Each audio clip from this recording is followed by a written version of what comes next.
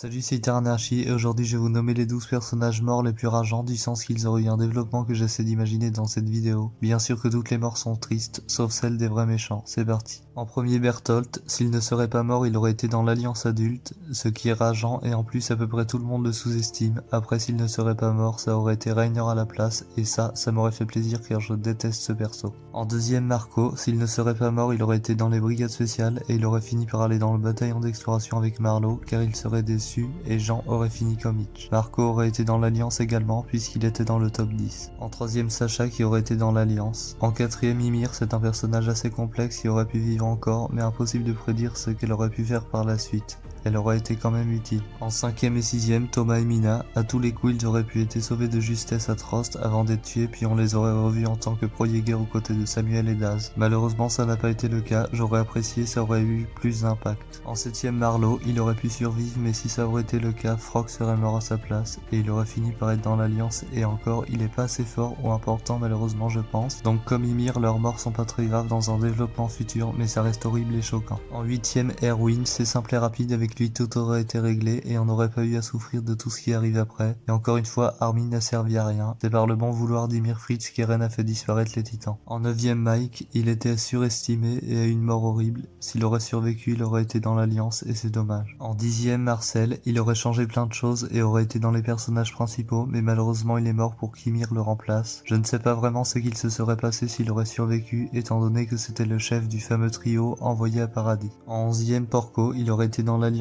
et Reiner aurait clamsé à sa place pour le développer davantage, malheureusement ça n'a pas été le cas. Et en dernier, Cord qui aurait été dans l'Alliance, et il est aussi estimé que Marco alors qu'il était tout aussi doué. Très dommage qu'il est mort, il aurait pu avoir un bon développement. Selon moi, Erwin et Marcel auraient vraiment changé les événements, et Bertholdt, Marco, Thomas, Mina et Mike auraient pu être encore en vie pour avoir des développements intéressants. C'est dommage mais je sais très bien que s'il ne serait pas mort, ça aurait été d'autres à la place, donc c'est des choix scénaristiques qu'Isayama a fait, et il fait ce qu'il veut, il est le boss. Concernant les 8 pages manquantes, j'espère voir Jelena, le passé de Kruger et tant pis s'il n'y en a pas, les discussions disparues entre Eren et Reiner, Annie, Jean et Connie, ce qu'il s'est passé quand ils ont revu Historia avec si possible qu'on tue Reiner dès qu'il débarque, des infos sur le parasite et s'il y en a d'autres dans la nature, plus d'infos sur Bertholdt et une nouvelle page finale plus belle parce que l'on dirait que ce n'est pas fini avec l'oiseau à moitié fait. Pour finir, une annonce de Schoolcast à la fin du tome final et je suis aux anges. Voilà, n'oubliez pas de liker, commenter, partager et de vous abonner. Merci infiniment.